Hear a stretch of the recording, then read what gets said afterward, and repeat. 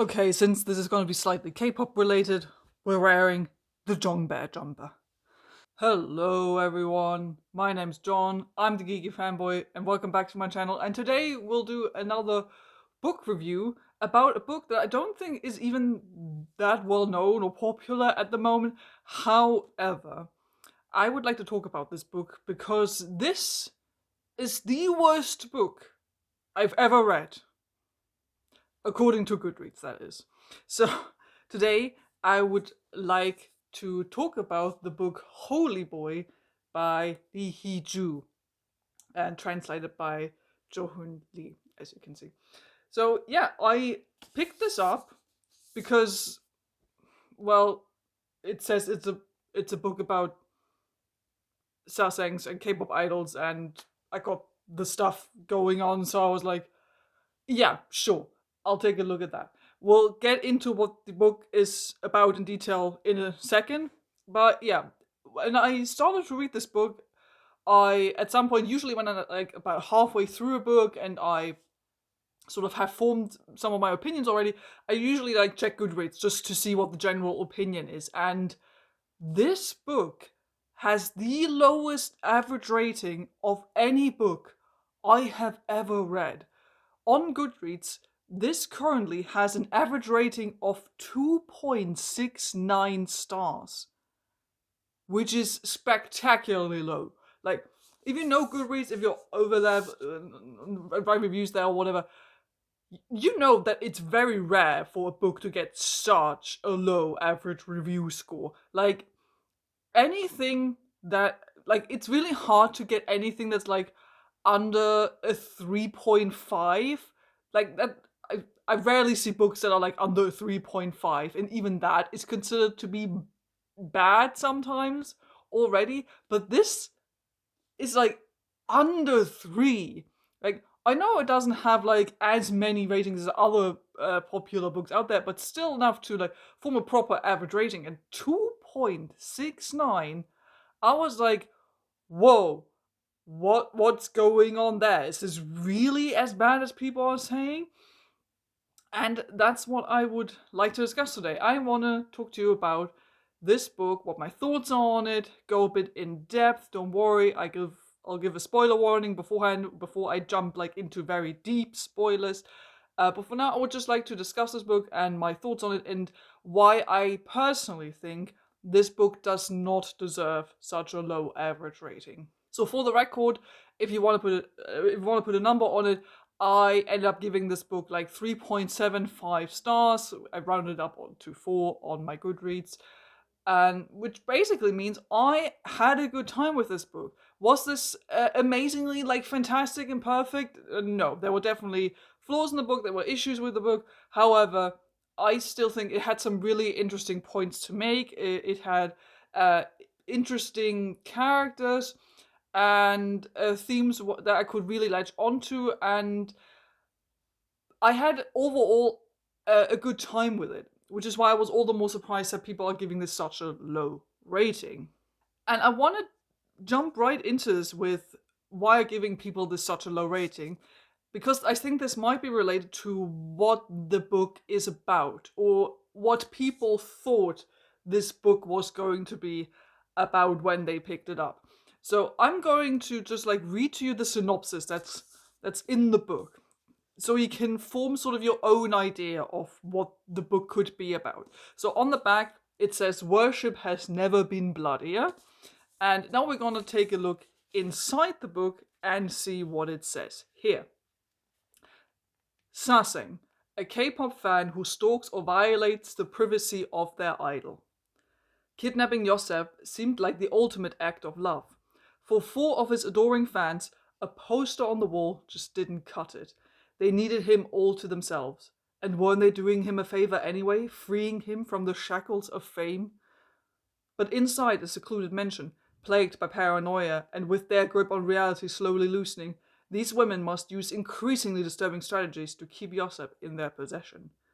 As their angel's halos slip, their scheme unravels. They must fight not only to keep him, but to keep their secret buried at all costs. More than a little unhinged, Holy Boy is an exhilarating descent into the dark side of devotion. Okay, so that is the official synopsis. I would like you to maybe like sit with it for a minute, think to yourself, what would you expect from a book like this? So here's the thing. I think this book gives a slightly wrong impression on what it is going to be about. I think this book is advertised in a slightly misleading way.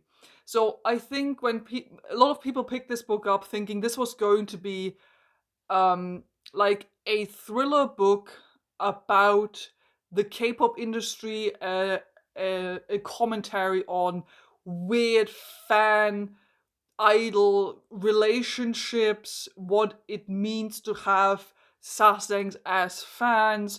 What this is going to be sort of like a dark but also slightly like sort of weird unhinged women type of thriller that was going to like focus on an idol and his feelings on getting kidnapped by fans. So the thing is, I I want to say this book is about some of that. However, that is not entirely true. So Holy Boy is not a book that seeks to talk about K-pop culture. This is not a book about critiquing idol life or what it means to be an idol or the idol K-pop industry. This is not a book that primarily focuses on the kidnapping and the resulting weird dynamics between the idol Josep and the four women who kidnap him. What this book is about the psychologies and personalities of four absolutely crazy, unhinged women who all have their very own fucked up idea of love that they feel for this specific boy. This is a story about four women and their descent into mad idolization, what their love and obsession drives them to do, and what it has made of them. Like, this is way more a look at the four women who are the kidnappers than it is about exploring their relationship with the idol being a big part of this story. So this is very much a character focused book.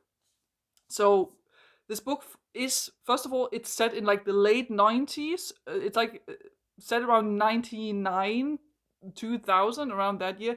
Um, and it's located, the setting of the book is in South Korea, but like very close to the North Korean border, in like a little seaside town where there is a mansion that the women have managed to gain access to. That's sort of the setting, and the book also occasionally makes like some vague references to sort of like historical things to the side, which I also think a lot of people just will not get, because I didn't get all of it. I only got like one or two things from it, and understood way more of it once I started sort of like getting into the book and googling stuff about the author. So I think this is an interesting backdrop that a lot of us readers in the West will probably not pick up on, first of all. So like I said, this is a book focused on characters. Who are our main characters? Our main characters are four women of various ages who at some point in their lives all got obsessed with the K-pop idol Josep. So I want to talk a bit about these four women, because they are all very different and all very unhinged in their own way, as you will see. So first off, we have Anna. Anna is the oldest in the group. She's sort of like a middle-aged woman who is in an unhappy marriage, and she's very much obsessed with like the idea of youth and staying young, and she has a preference for young men slash young boys. yes, this does go in the weird illegal part that you're thinking of right now. Because, well, this is a dark book. We're gonna get back to that. So that's who Anna is. Anna basically sees Josep as someone who she's not only attracted to in this very, very weird way, but also someone who she she obsesses over because she can feel young again through him. Like she actively like sort of thirsts over him in a very weird way. She sees herself as potentially in a relationship with him that can help her feel young again, and it's very strange. She's definitely, I think, the most unhinged and unwell of like the four main women. Like she does some truly heinous shit in this book. Like, definitely check trigger warnings. I'm probably gonna go a bit more into detail later, but definitely check trigger warnings for this. Like, they're all doing fucked up shit in this book because they're fucked up people, but Anna is probably the worst from what we see directly on page from what the women do. So that's sort of who Anna is, and she's sort of the a bit of the group leader, like the ringleader of this whole operation. And she gets all the four women together to plan something that gets them to like isolate Josep and get him kidnapped. Okay, so then we have Mihe. Mihe is a younger woman who grew up mm, not in a great way. Like she was very much neglected and she grew up poor. And for her, Josep sort of represents this idea of a like happily ever after type of stuff. Like, she was at a really low point in her life, and for her, Josep sort of represents this idea of someone who can save her, who she can have this happy life with that she has desired so much. Then we have Nami, who is another young woman. Her parents died at a very young age, so she has sort of a tragic past, and the connection she feels to Yosef feels a little more spiritual because there's also like sort of like fortune teller stuff going on in her family, and her obsession with him feels more like the idea of destiny, that she feels very spiritually connected to him, that she feels he is someone who can understand her. Like she sort of wallows a bit in her own self-pity, like in her pain, and she always says that she's like a damaged person. And for her, Josep is someone who understands her, who can share this pain with her. Like if she were with him, she finally could have someone who she can happily die with because he understands the damage in her. And lastly, we have another slightly older woman called Hie, and Hie has the most personal relationship to Josep. This is not a spoiler, this gets revealed quite early on in her character. Hie actually turns out to be Josep's mum. She is his biological mother, but she didn't raise him. She gave him away shortly after birth. So she hasn't seen him in a really, really long time. However, as you can tell, probably her obsession now comes from that she feels sort of entitled to him because he is her son. She finally wants to take care of him. She finally wants to be the mother she always tried to be or wanted to be for him but couldn't, and now she's engaging in this kidnapping plan because it's only like that she can finally have her son back. So as you can tell, these are all four very strange women, to put it mildly. And the book mostly focuses on those four women. Now, I do think, unfortunately, some of these women are focused on a bit more than the others. Anna, I think, receives the most focus, which is why she feels like the most detailed character and someone who we really grow to understand and what her particular taste of weird is.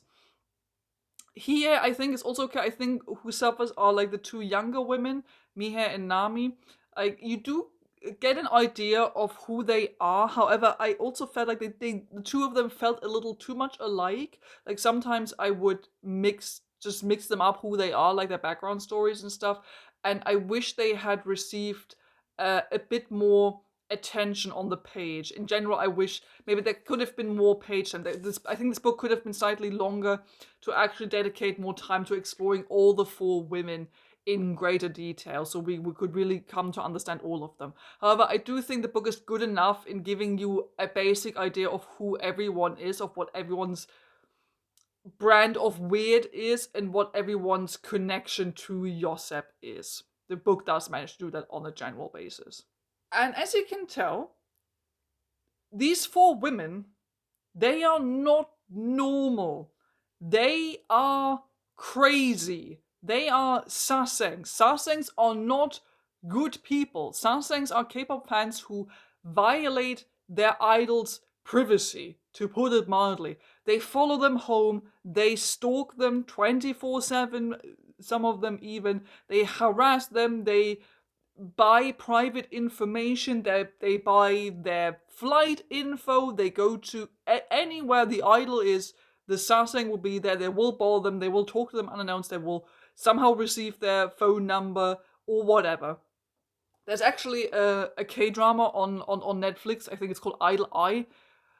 Is that how you pronounce it? Yeah, I'm gonna put a picture of it on screen. That actually shows this really well in the first 1 or 2 episodes, what kind of unhinged behavior Sasaeng people actually put up on the idol they idolize. As an example, go and watch that. So I need you to really understand, because I think some people, might not have expected that. This is dark. These women do fucked up shit. This is not like just some quirky, crazy fan behavior. That's not what this is. Like, some people, like in the reviews, they were like, "Oh, I was hoping this would be like a fun, dark thriller, kind of quirky, fun time kidnapping," whatever that means. That is not what this is. Sasaengs are not like that. These are 4 crazy women. They do weird shit. SA and rape do happen in this book. Which, don't worry, that's not really a spoiler, but that's like some of the worst of it. And other unhinged and bad stuff happens. And it's stuff that will make you uncomfortable, because no one in this book is really likable. The whole point of this is you are supposed to think this is crazy. What these women are doing is crazy, it's weird, it's unhinged as hell. The book making you uncomfortable is mostly the point. Just saying. I feel like some people didn't get that. Now, you might be thinking, hang on, isn't there like another main character? What about the idol, Yosep? Now, I think a lot of people, when they got into this book, were expecting for Yosep to be a main character. Especially because the introductory chapter, I think it's the introductory chapter, is written from his POV. Like, he wakes up in the mansion and he sort of describes what has happened to him, that he's apparently been in like a car accident and there's 4 women he doesn't really know of that take care of him. However, Yosep is not a main character in this book. And I will try to make a point that I actually think this is a clever choice from the author. Now, sure, you could consider that this is maybe a bit of a spoiler. However, I think it is important to know that you understand that Yosep is not a character in this book. So many people, like from the reviews I read, were thinking, oh, Yosep is going to be a main character, he's going to be a POV character, the book is going to be about hearing what he thinks of the situation that he's in, like, because he's the kidnapping victim. Like, why don't we hear from him? Why don't we get his perspective on everything? Why don't we hear how he experiences these weird relationships to these 4 women? However, he is kidnapped. They say he's been involved in a car accident. And then he basically gets drugged throughout the entire book, so he's tied to the bed, so he's bedridden. He's basically almost never awake, except for like the introductory chapter. And after this introductory chapter, we do not hear from him again. We barely even really see him. And I think that is a clever choice, because the book is basically haunted by his absence. Because you know he's there. Like, he is in a room in this mansion, the whole time, but we're not really hearing from him. And I think that's clever because this is who an idol is to Sasaeng fans. Like, at first you might think, but aren't like Sasaeng's like a super fan of the idol? Don't they love them? Yeah, they do. But they don't love them as the person they are. To a Sasaeng, an idol is no longer a regular individual. To a Sasaeng, the idol is an object. It's no longer a person with their own feelings, with their own desires, with their own needs. To someone like a Sasaeng, the idol becomes a vehicle they can project their desires, loves, and feelings onto, their desires onto.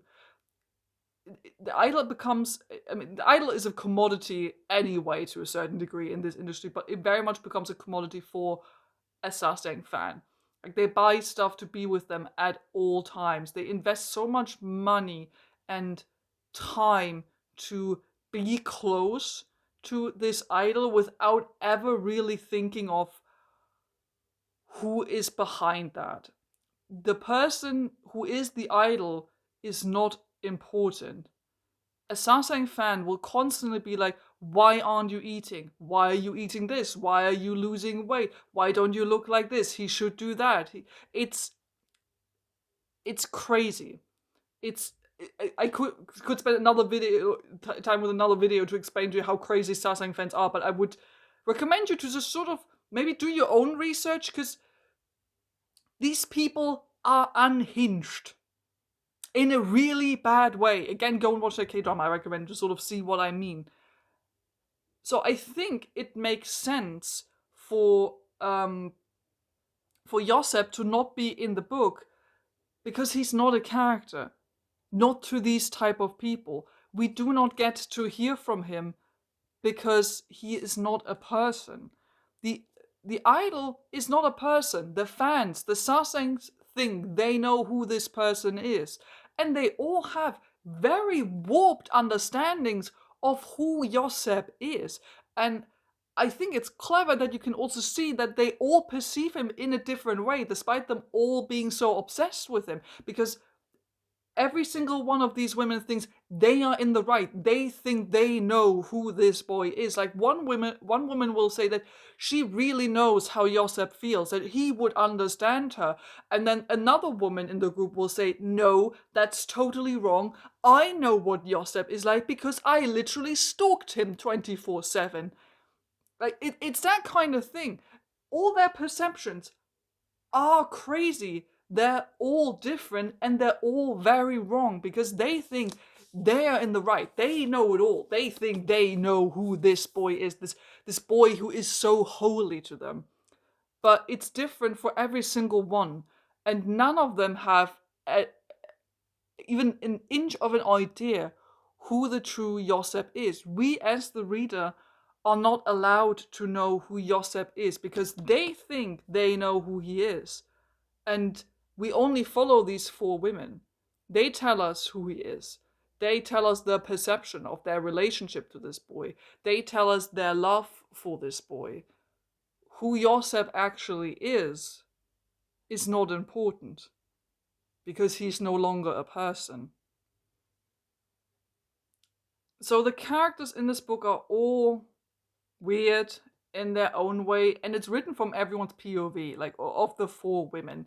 And the story structure of this is a little odd in a negative way, I will say. Like, I can understand that some people felt a little confused by the storytelling. Personally, I don't think it was due to the translation. I didn't feel like the language was it didn't feel odd or anything. Like, it felt well translated to me. And I've also seen an interview with the author and the translator where they talk together about how the book was translated into English. So I don't think it's necessarily the writing style. However, the POV changes in this book are often very sudden, without an announcement, and it's all very fluid.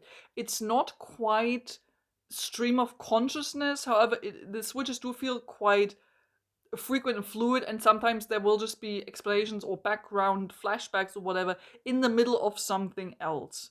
And it happens in such a fluid way that I can understand that you would sometimes need some time to be like, oh, whoa, hey, hang on, hang on, we're somewhere else right now. When we just like, it is a little confusing. It does feel a little too jumpy at times. There is a sort of disconnect because sometimes like the main storyline is the four women in the mansion having kidnapped Yosef. However, the book will frequently flash back to um, times in their childhood, times in their past. It will tell us like something about the relationship or something about their background, and then it like sort of cuts back to main story.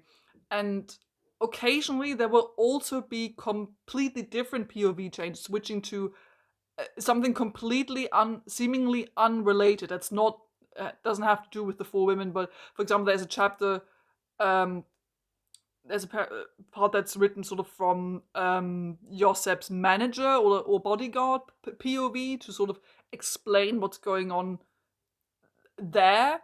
That's the only time that happens. Then there's sometimes stuff where it talks about like the geography of the place where they're staying, what's going on there. Then like it will sometimes cut to like seemingly unrelated things that feel a little too tangential. Like I do understand that going on tangents sometimes is interesting. Some of these tangents are interesting. However, it did feel unnecessary sometimes. Like some of those like tangents, I'm like, I can sort of see what you're doing here, but did this really need to be here? And this sort of adds to this feeling of confusion if you already have a book that frequently switches POVs in a very fluid way. So I do understand the complaints there. And the story itself isn't, I don't want to say I don't want to say it's boring. Like stuff does happen. However, again, it's not about Josep. It's not about how the four women are treating Josep and their like individual relationships. It's about the women. We just follow sort of the women and their day-to-day life, so to speak. So we do get parts of where they're just like cooking dinner. They have to go get groceries. They talk about stuff. Like we do get stuff like that a lot. And I can see why some people might be upset by that because it's not what they expected from like we kidnap an idol sort of story. And there are also plot beats in this that do feel repeated, which is weird because this book isn't that long already. Like, this book is roughly 300 pages long. And there still are plot beats in here where I'm like, didn't we already do that 50 pages ago? Like, that's a bit upsetting. And speaking of upsetting, this is where we have to jump into the big spoiler territory because I need to talk about the ending of the book because a lot of people were upset with how the book wrapped up. So here's your spoiler warning for that. So I've seen a lot of the reviews be really upset with what happens in the final part of this book. So the final part of this book introduces a bit of a twist. It actually tells us whose POV we've been reading, because it turns out that this entire story has been told to us from the POV of Yosep's daughter. So it turns out that there's a woman who claims to be, I will say, Yosep's child. She's the one who's been telling us the story of these four crazy ladies. And she says that during this kidnapping time, Yosef was indeed essayed and raped by everyone involved. And one of the women ended up pregnant and gave birth to a child in prison. And this unnamed daughter now is our narrator. And while this is already weird and crazy enough, now comes the part where I think most people were upset. The daughter frames this whole narration as that this might have been something Josep wanted. Like, she victim blames him. She says that Josep might have actually that he was into what was happening, that he enjoyed the rape, that he maybe even that he wanted the rape. And rightfully, I understand how this is not a good thing to say. However, here's why I think some people might have, personally speaking, I think they might have misunderstood this. The daughter talking to us is not normal either. She clearly says outright in the book, I come after my mother. I'm not my father's child. She says, I'm come after my mother. Her mother supposedly being one of the literal 4 crazy Sasaeng women who kidnapped and raped Josep. And the way her voice sounds, the way she tells us all of this, sounds eerily similar to how the 4 women in the story talked, how they relate their feelings. This daughter sounds just as obsessed with Josep as the other women. She also idolizes her father. Sounds like it's a way for her to sort of rationalize her origin of where she comes from. And it's clearly meant to be that she is trying to reframe this whole thing as maybe not as bad, or that maybe also Josep was at fault, not just her mom and all that. And to me, it clearly read like just another unhinged, unhealthy person telling us something about this person she idolizes. Which is also why I'm sort of putting daughter in air quotes, because who knows if that is true? Like, if this person, this daughter, is the narrator of this entire story, revealing herself at the very end, also like trying to reframe stuff, who says that she is an entirely reliable narrator? Because her voice reads as unhinged. She sounds crazy, if I might say it like that. And so she might not even truly be his daughter. She might also just be another random woman who has heard of this idol or what has happened to him and has now created this whole idea around it. That this is her idea of love for this man. That this is her idolization of Josep. Again, we do not hear from Josep. The daughter doesn't even really talk about him. We don't know what has happened to him by the end of the book. We just know he escaped. That's it. And now the daughter is telling us all this, doesn't even go into like what her dad is like or whatever, except for, oh yeah, maybe he was into all of this. Like, surely he even enjoyed what happened there.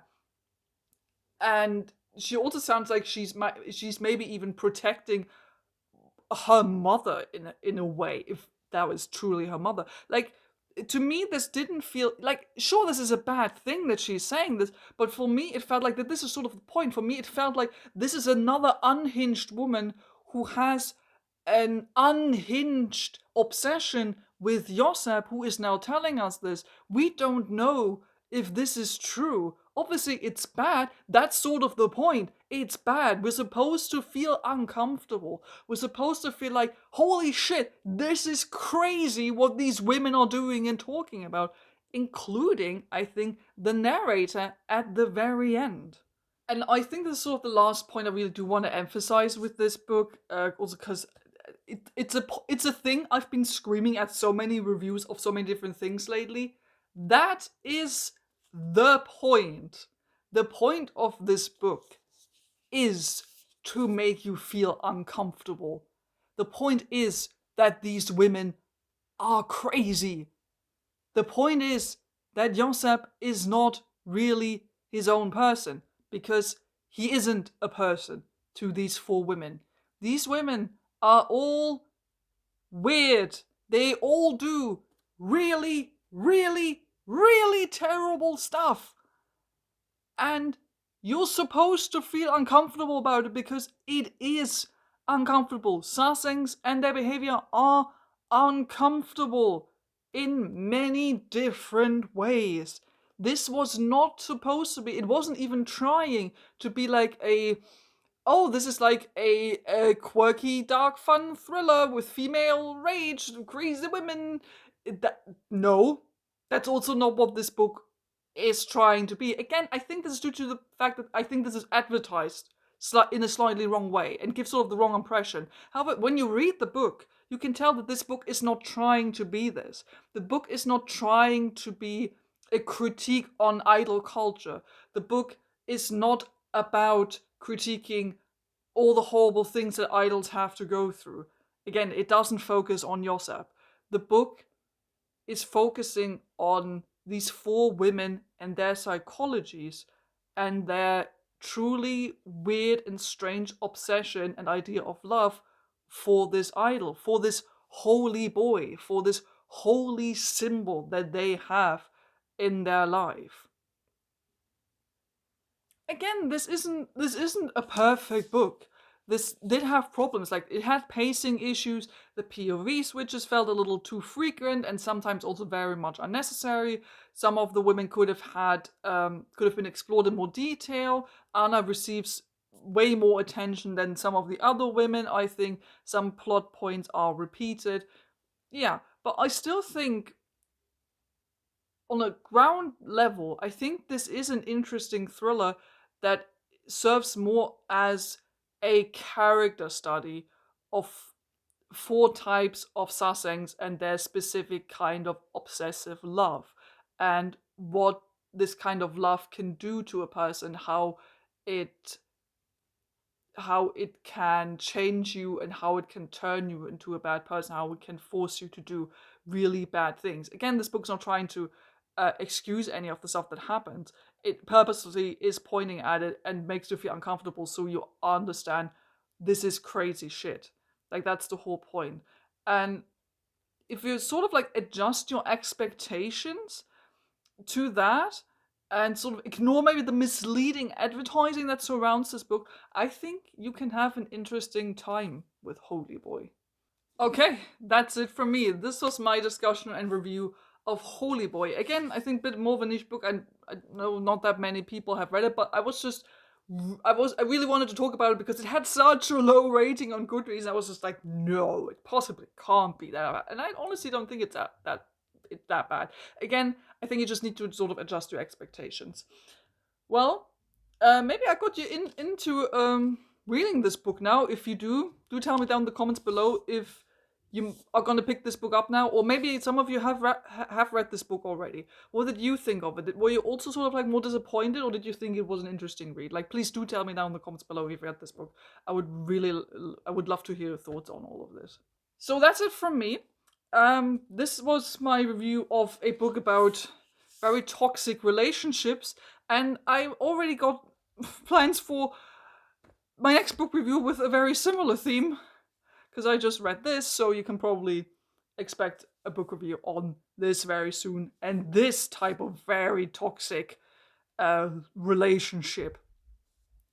So that's it from me. Thank you so much for watching. Don't forget to like and subscribe if you haven't done already, and I see all of you very soon. Goodbye.